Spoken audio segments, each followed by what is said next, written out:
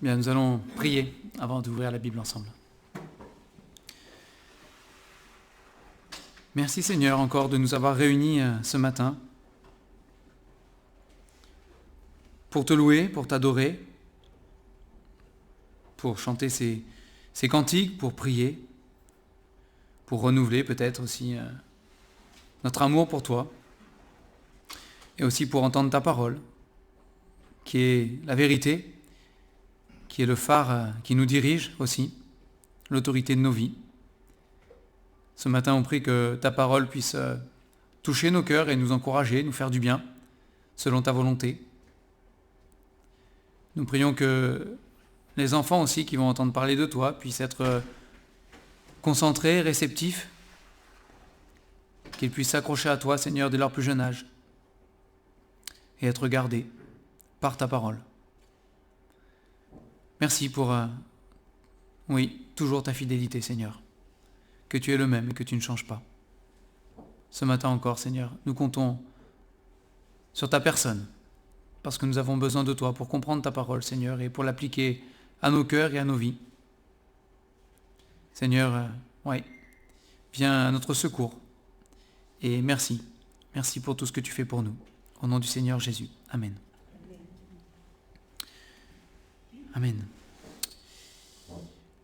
On va ouvrir nos Bibles ce matin en Proverbe 17. Proverbe chapitre 17. Et on avait déjà vu quelques versets dans ce proverbe quelques dimanches. 2 dimanches déjà, me semble-t-il. Proverbe 17.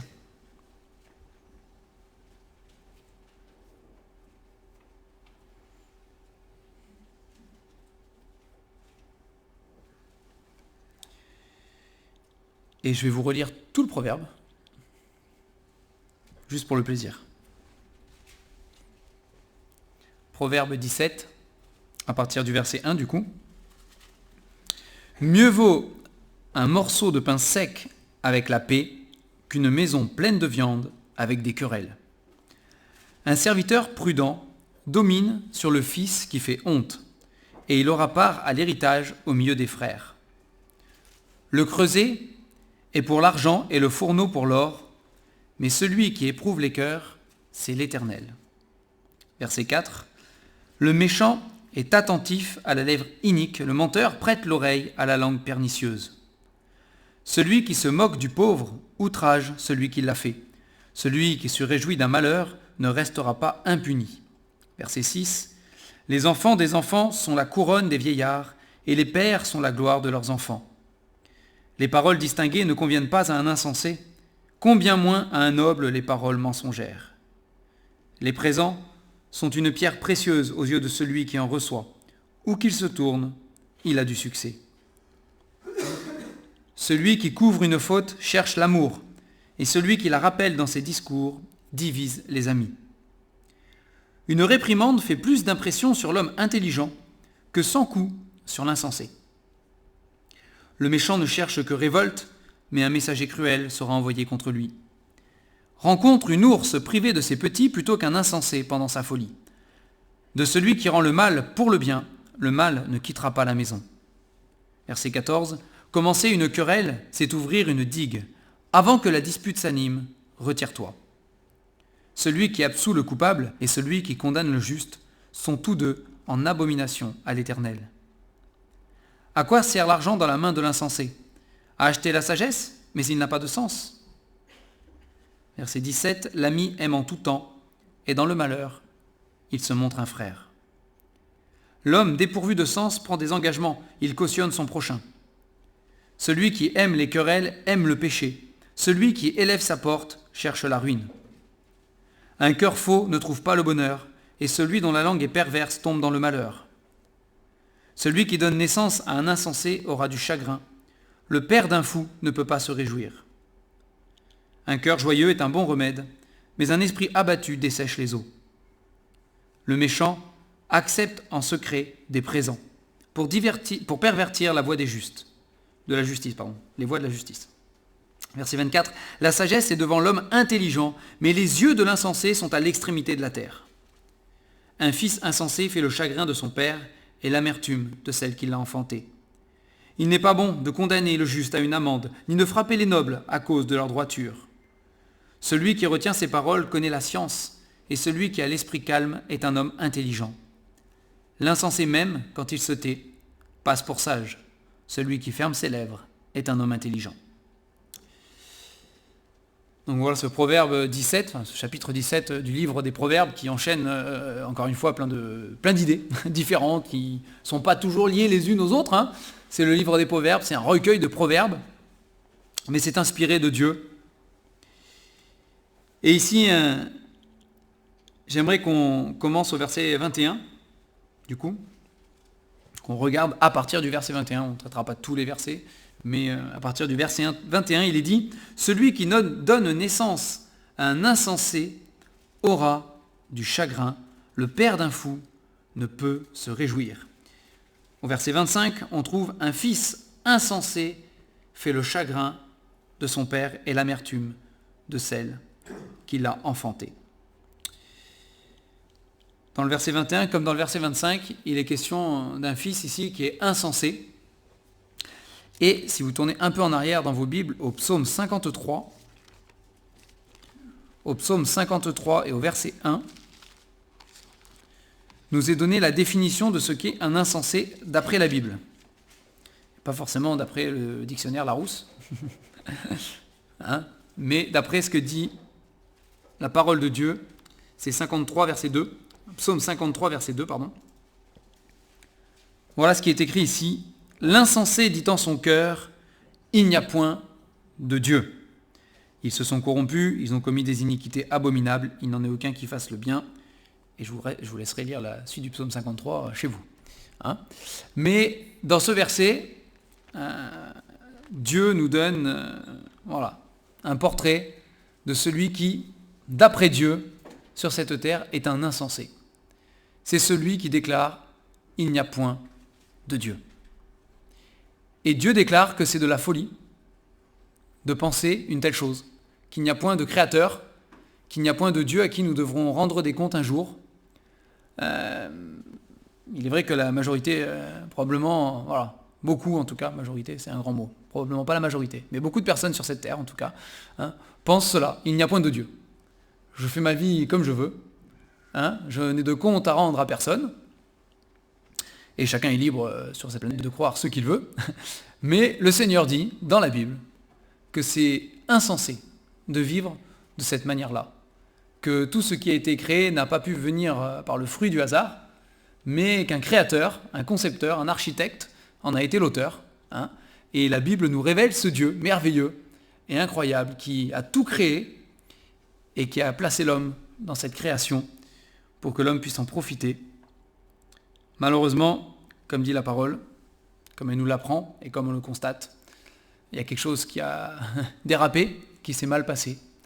Parce que le constat que fait la parole de Dieu sur l'humanité, c'est que le cœur de l'homme est méchant et tortueux par-dessus tout. Et quand on regarde ce qui se passe dans le monde depuis qu'on a trace d'histoire humaine, hein, on se rend compte qu'effectivement le cœur de l'homme est méchant et tortueux. Et voilà, c'est ce que la Bible appelle le péché, hein, c'est ce que la Bible définit comme étant notre nature mauvaise, qui n'a pas tendance à être bonne avec les autres, mais plutôt à faire du mal. Ce n'était pas le projet de Dieu pour nous, à la base. Hein, mais nous avons choisi, Adam et Ève ont fait ce choix pour nous quelque part, on peut le dire comme ça, mais ils ont choisi d'être des insensés et de ne pas écouter la voix de Dieu. Et ils ont dit non, on va faire nos propres choix, on va désobéir à Dieu. On peut choisir nous-mêmes, on n'a pas besoin d'écouter Dieu, de suivre ses conseils, on va vivre comme on veut. Et la Bible nous enseigne qu'ils ont entraîné l'humanité dans le péché, jusqu'à aujourd'hui. Et donc l'insensé, ici, verset 21, celui qui donne naissance à un insensé aura du chagrin, le père d'un fou ne peut pas se réjouir. Alors c'est évident d'un point de vue tout à fait humain, on va dire, bien évidemment. Hein, c'est donner naissance à un fils qui fait des choix insensés dans la vie, qui est complètement fou. Ça attire du chagrin, bien évidemment, et ça empêche de se réjouir. C'est une plaie dans un cœur qui ne se ferme pas. Mais d'un point de vue spirituel, hein, ce que dit la parole de Dieu, c'est que c'est vrai vis-à-vis de Dieu aussi. Nous sommes tous des créatures de Dieu. Enfants de Dieu, pas forcément. Mais créatures de Dieu, nous le sommes tous, sans exception. Dieu a donné la vie à chacun d'entre nous. Nous respirons ce matin, c'est que Dieu nous a prêté encore la vie, encore aujourd'hui. Donc nous sommes tous des créatures de Dieu, sans exception. Mais ce que nous faisons de cette vie, quand nous décidons de la vivre sans Dieu, c'est quelque chose qui attriste le cœur de Dieu. Et il y a plusieurs versets dans la parole qui nous montrent que le Seigneur est attristé, que Dieu a des larmes s'il le faut, pour cette humanité qui le rejette, qui ne veut pas de lui, et qui décide de vivre sa vie sans lui, sans tenir compte de ce qu'il dit, sans tenir compte de ce qu'il veut, et même pour certains, sans tenir compte carrément de son existence, en le rejetant complètement. Et la Bible nous dit que le Seigneur, jusqu'à présent, patiente. Il ne met pas fin encore à toute chose, même s'il le fera un jour, mais la Bible nous dit qu'il patiente parce qu'il ne veut qu'aucun périsse, mais que tous parviennent à la repentance. La Bible dit qu'il a tellement aimé le monde, n'est-ce pas, qu'il a donné son Fils unique, Jésus-Christ, afin que quiconque croit en lui ne périsse pas, mais qu'il ait la vie éternelle. Il a trouvé un moyen de réconcilier les hommes avec lui-même, pour qu'ils arrêtent de vivre comme des insensés, et qu'ils se tournent vers lui. Et c'est une invitation qui est encore ouverte ce matin, comme chaque jour on peut respirer, c'est ce que dit la Bible. Tant qu'on peut dire aujourd'hui, c'est encore le jour du salut. Donc ce matin, l'invitation est encore ouverte à chacun d'entre vous. Si ce n'est pas le cas, je ne connais pas exactement tout le monde ce matin, et de toute façon, il n'y a que Dieu qui connaît réellement les cœurs de chacun. Mais voilà, si ce n'est pas le cas pour vous ce matin, l'invitation est encore ouverte. Vous avez encore, aujourd'hui, l'occasion de vous tourner vers Dieu, d'accepter ce salut merveilleux qu'il vous offre. Il a payé à la croix, c'est ce que nous dit la parole de Dieu. Il a payé à la croix, il a porté la punition sur lui-même de tout ce que nous avons fait, vous et moi, de mal, en pensée, en parole, en action, en toute chose. Il a tout pris sur lui à la croix, et Jésus-Christ a dit au Père, frappe-moi à sa place, je prends la punition. Et la Bible dit que celui qui croit ce que Jésus a fait pour lui obtient le pardon de ses péchés, et il est sauvé pour l'éternité.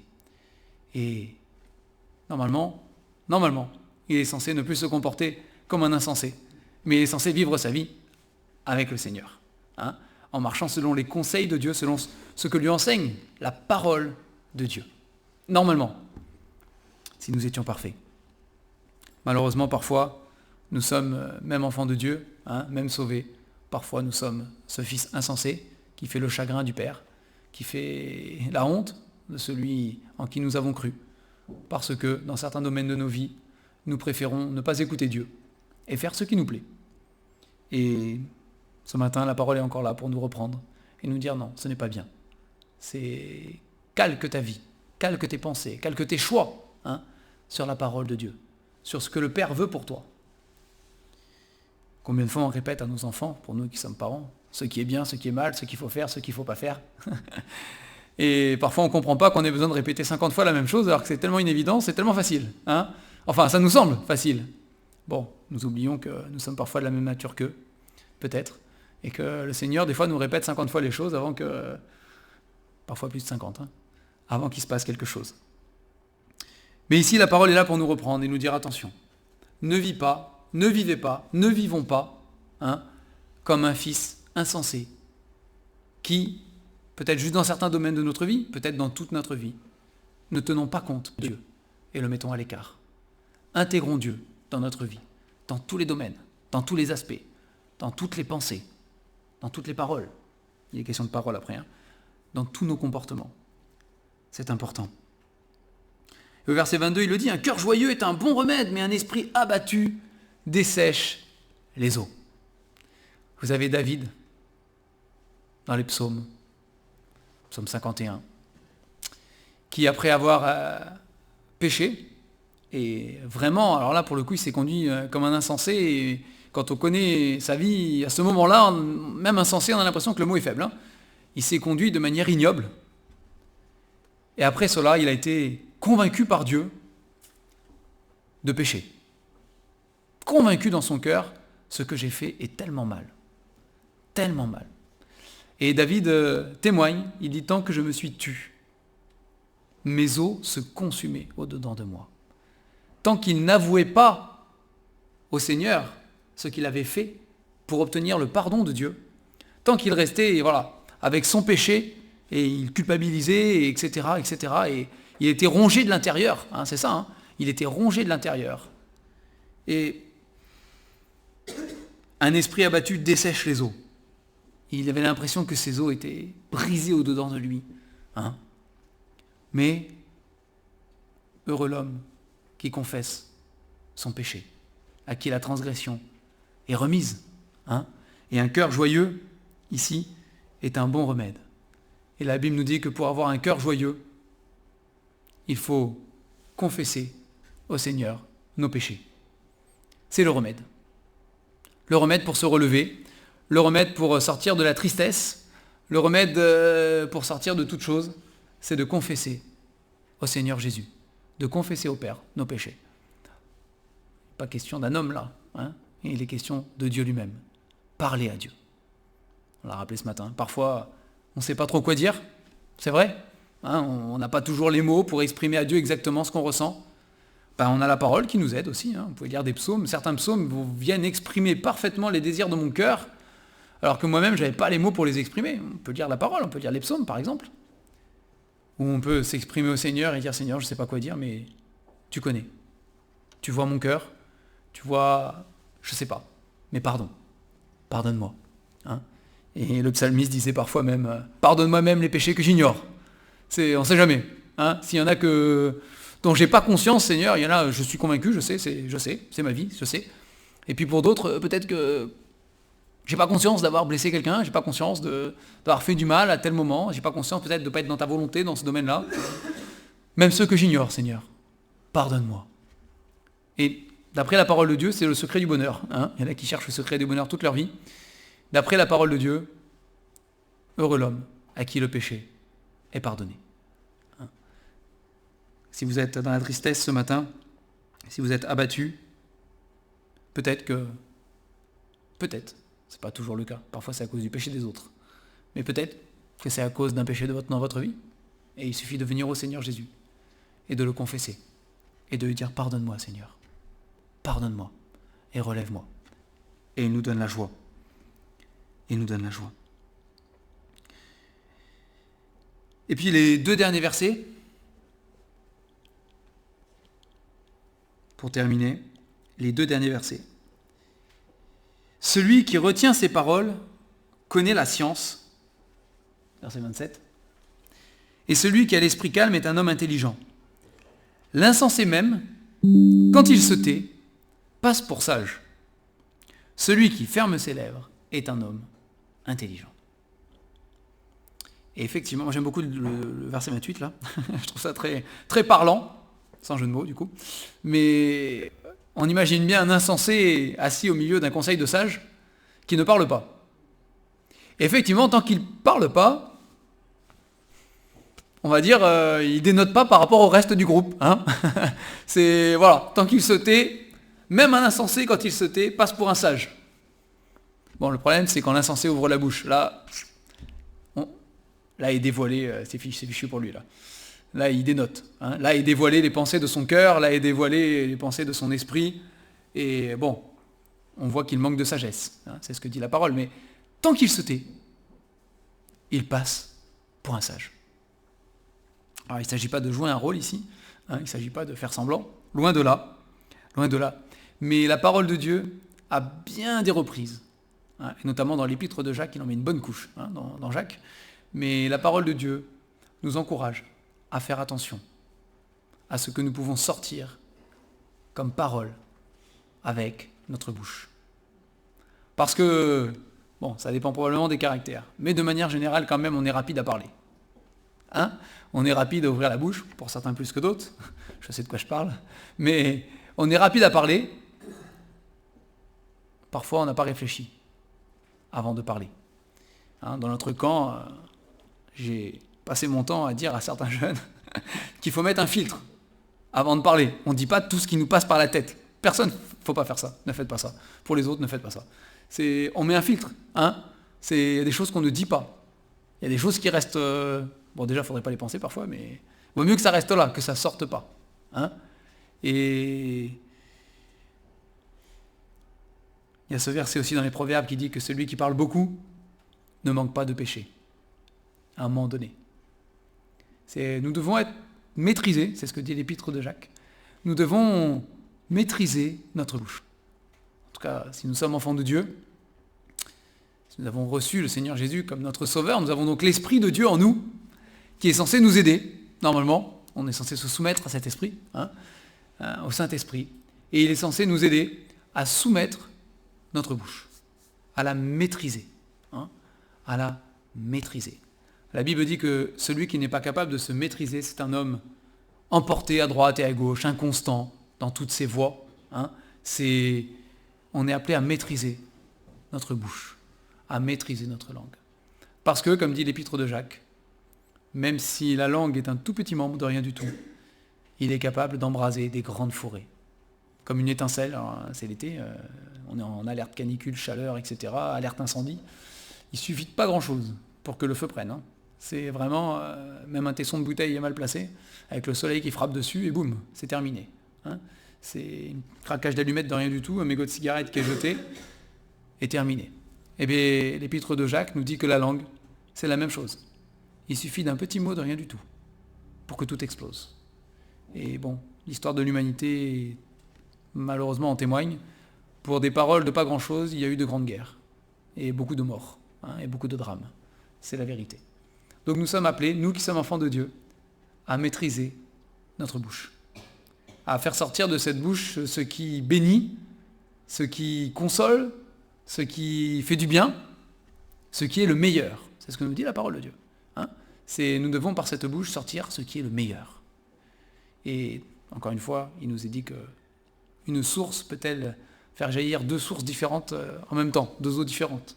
Une amère, une douce, c'est pas possible. Une source donne une seule qualité d'eau. Bon, après, elle peut changer dans le temps, mais en même temps, il n'y a qu'une seule qui arrive. Et notre bouche devrait être la même chose.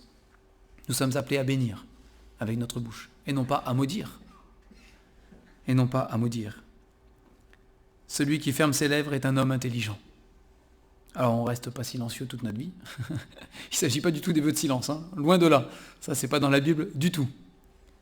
Mais il s'agit de soumettre nos paroles au Seigneur Jésus. De soumettre nos paroles à la volonté de Dieu. De ne pas avoir des propos irréfléchis. De ne pas avoir des propos trop rapides et sans portée. Mais au contraire, de mesurer nos propos. La parole de Dieu nous donne tout un tas de conseils pour notre vie. Ce qui est sûr, c'est qu'il y a ce verset qu'on cite souvent, où le psalmiste dit « Je serre ta parole dans mon cœur, afin de ne pas pécher contre toi ». Avec les jeunes, pendant le camp, on a vu dans les évangiles ce passage où les pharisiens, les docteurs de la loi, les chefs religieux, n'étaient pas contents parce que les disciples de Jésus ne s'étaient pas lavé les mains avant de manger. Que c'était pas bien. Et bon, dans l'idée de ces chefs religieux, c'était quelque chose qui souillait, du coup, l'homme devenait impur parce qu'il ne s'était pas lavé les mains, etc. Bon, pour l'hygiène, il vaut mieux se laver les mains, on est d'accord, mais ça ne salit pas notre cœur, ça ne nous rend pas impurs. Et le Seigneur Jésus, dans ce qu'il va répondre à cela, va expliquer que ce n'est pas ce qui rentre dans le corps de l'homme qui souille l'homme, mais c'est ce qui sort de sa bouche. Parce que c'est du cœur que les paroles sortent. C'est ce qui est dans notre cœur, dans nos pensées, qui sort par notre bouche.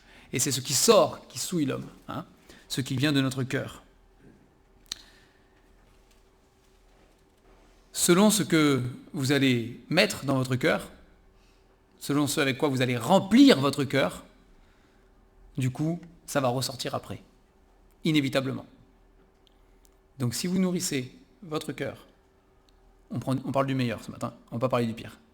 Si vous nourrissez votre cœur de la parole de Dieu, de la Bible, de ce qui est écrit, alors ce qui sortira de votre cœur, ce sera la parole de Dieu. Ce sera des bénédictions. Ce sera ce qui est le meilleur. Mais il faut nourrir votre cœur de la parole de Dieu. C'est de l'abondance du cœur que la bouche parle. C'est le verset exactement. Voilà ce qu'il dit. C'est de l'abondance du cœur que la bouche parle. Qu'est-ce qui est dans notre cœur? Qu'est-ce qui est dans votre cœur? Qu'est-ce qui est dans mon cœur? C'est moi le premier aussi. Qu'est-ce qui est en abondance dans mon cœur? Est-ce que j'y verse la parole de Dieu en abondance? Ou plein d'autres choses qui parfois sont même pas du tout à la gloire de Dieu, hein? Si on veut maîtriser notre bouche, notre langue, si on veut pouvoir obéir à ce que dit la parole de Dieu sur ce sujet-là, il faut nourrir notre cœur de la parole. Il n'y a pas d'autre solution, hein? C'est la nourrir sans cesse de la Bible, de la parole de Dieu.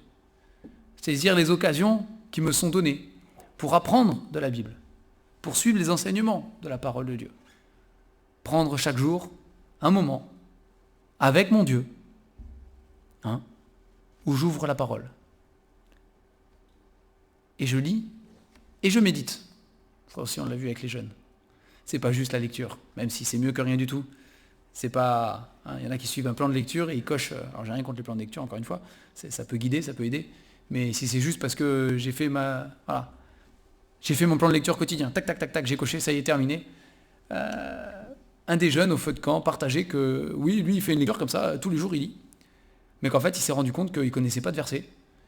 Alors bon, il dit ça, mais moi je trouve qu'il en connaissait quand même quelques-uns, mais il a été un peu sévère avec lui-même. Mais bon, c'était son constat, lui. Il disait, moi je ne connais pas de versets par cœur, en fait, je lis, mais je médite pas, en fait, je réfléchis pas sur ce que je lis, c'est juste de la lecture comme ça. Hein, c'est pas ça dont il est question ici. C'est de méditer la parole de Dieu. C'est de réfléchir.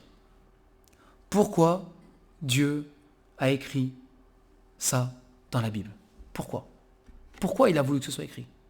Qu'est-ce que ça veut dire pour moi aujourd'hui? Hein? En quoi ça peut changer ma vie? En quoi ça m'apporte quelque chose? Je réfléchis sur ce que je lis. Et je demande au Seigneur de me guider. Comme le faisait le psalmiste, ouvre mes yeux, afin que je contemple les merveilles de ta loi. Hein? C'est une prière que j'aime faire avant de lire la parole de Dieu. C'est ouvre mes yeux, Seigneur. Aide-moi à comprendre ce que je vais lire. Enseigne-moi quelque chose. Parle-moi.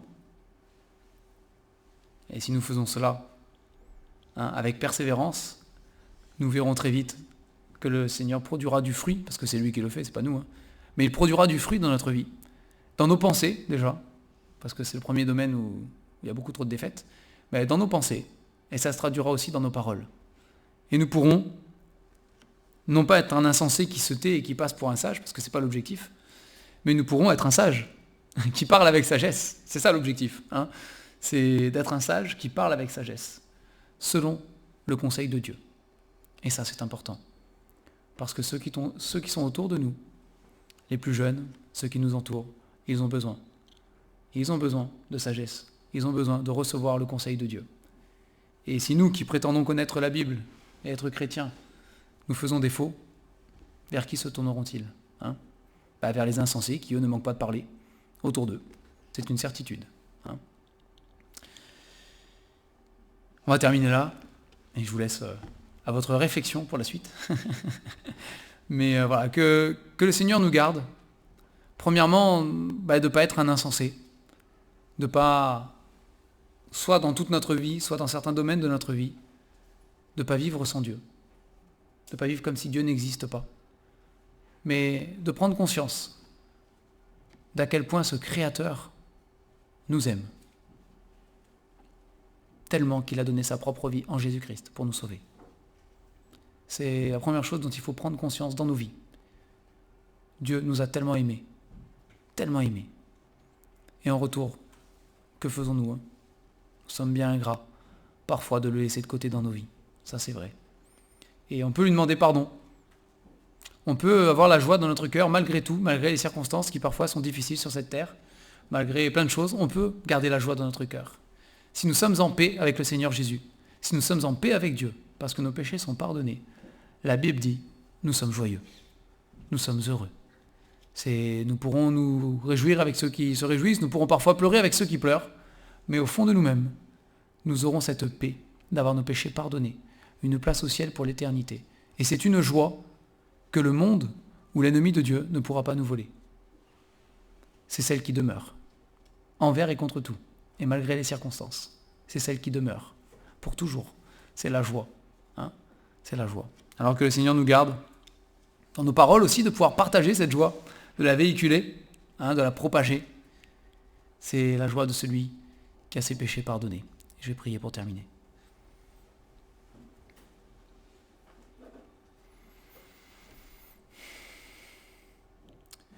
Seigneur, nous te remercions encore ce matin pour ta parole. Seigneur, nous te demandons pardon. Pardon pour toutes les fois où nous vivons comme des insensés. Toutes les fois où nous nous comportons, où nous choisissons de nous comporter comme si tu n'existais pas. Toutes les fois où nous choisissons, Seigneur, de faire ce qui nous plaît à nous et non pas à toi. Pardonne-nous, Seigneur.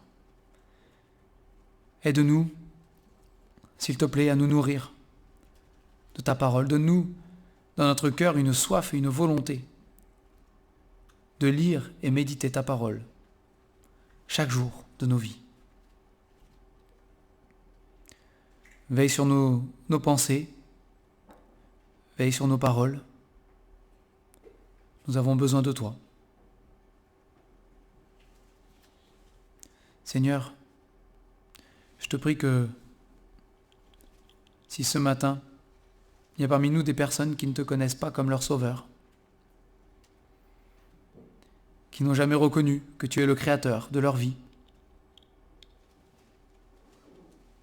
que tu puisses parler, Seigneur, à leur cœur ce matin. Toi qui es tout puissant pour le faire. Que tu puisses les amener, non pas à une église, non pas à un pasteur ou à un homme, mais que tu puisses les amener à toi simplement. Qu'ils puissent s'approcher de toi, Seigneur, reconnaître ce qu'ils sont devant toi et accepter le pardon que tu leur offres. Sois béni notre Dieu et sois loué ce matin pour ta parole encore. Ancre-la profondément dans nos cœurs, Seigneur, et que durant toute cette semaine nous puissions, nous y attarder pour recevoir encore de toi. Bénis chacun. Nous pensons aussi à nos frères et sœurs qui n'ont pas pu se joindre à nous ce matin, Seigneur. Tu vois qu'il en manque plusieurs ce matin et qu'ils aient accès aujourd'hui encore à ta parole, d'une manière ou d'une autre. Qu'eux aussi soient édifiés, Seigneur. Et qu'ensemble, tous ensemble, nous puissions nous réjouir d'avoir un tel Sauveur. Au nom du Seigneur Jésus. Amen.